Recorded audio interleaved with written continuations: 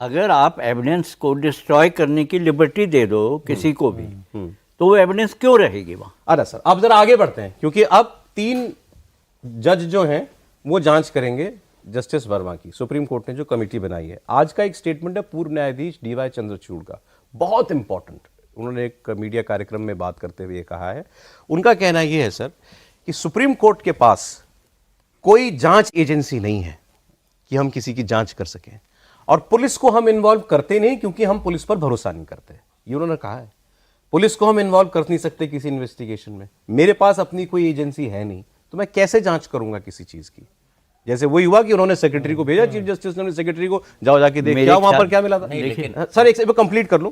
उन्होंने कहा कि इसके बाद भी मान लीजिए मेरी जांच पूरी हो गई और मैंने किसी को गिल्टी पाया, आज कल को इस कमेटी की जांच में गिल्टी पाया जाए, तो मैं इनको क्या सजा दे सकता हूं?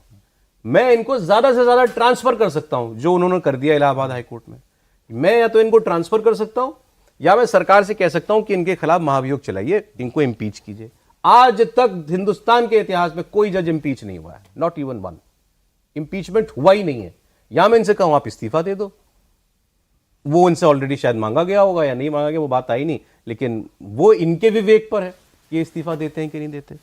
सो कहने का मतलब यह है कि क्या इनके खिलाफ जांच करना और इनको सजा देने का कोई कानून ही नहीं है, कोई जरिया ही नहीं है? मैं इसमें बहुत लेमन पर्सपेक्टिव से बात करूंगा। सर इतने इस सब्जेक्ट को समझते हैं, उनके सामने बोलने का कोई लॉजिक नहीं है। एक अगर आम आदमी होता और उसके घर में 5 बोरा या जितना भी बोरा मिला है, मुझे नहीं पता, उतना नोट अगर पाया जाता तो उसकी क्या हालत होती? क्या उसके घर पे वो 14 तारीख को उनके यहाँ पे आग लगी, 15 तारीख तक वो भोपाल में रहे, 15 तारीख की शाम को वो भोपाल से आते हैं, क्या आपके घर में कोई आग लग जाती है और मालूम पड़ता है कि ऐसा ऐसा कुछ हुआ है जिसको लेकर सुगबुगाहट? ऐसा तो नहीं होगा कि घर में किसी को नहीं पता होगा, आपके घर में इतनी बड़ी घटना हो गई आपको पता ही नहीं लगेगा। तीसरा, अगर ऐसा है तो डिस्ट्रक्शन ऑफ एविडेंसेस का केस ये बनता है कि नहीं बनता है? चौथा, किसी भी मामले में क्या FIR, मतलब कोई भी मामला होता है तो सबसे पहले तो फर्स्ट इंफॉर्मेशन रिपोर्ट लिखी जाती है ना। क्या जज के खिलाफ FIR भी नहीं करी जा सकती? सबसे ज्यादा नहीं, जज को छोड़ दीजिए, अज्ञात व्यक्तियों के, भाई पुलिस को नहीं जीरो पता है FIR किसका जज ने रखा है, किसने रखा है। ठीक बात है। तो अज्ञात व्यक्तियों के वो यही मान के करते कि किसी ने प्लांट कर दिया था। ठीक बात है। उसके बाद मैं अगले पॉइंट पर आता हूं। सबसे ज्यादा अकाउंटेबिलिटी की बात कौन करता है? Seizures wife should be above all suspicion, ये बहुत पुरानी कहावत है।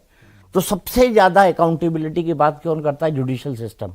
वो ब्यूरोक्रेसी की अकाउंटेबिलिटी की बात करता है, वो पुलिस की अकाउंटेबिलिटी की बात करता है, वो पॉलिटिशियन की अकाउंटेबिलिटी की बात करता है, वो आम आदमी की बात करता है। वो ये कहता है कि हम सबको कानून का पालन करना चाहिए, लेकिन इन माननीय न्यायाधीशों से कानून का पालन कौन करवाएगा जब इस तरह की घटना सार्वजनिक हुई हो? तो मैं बड़े लेमैन की तरह से ये सवाल उठा रहा हूं जो इतने दिन से मेरे मन के अंदर कौंध रहे।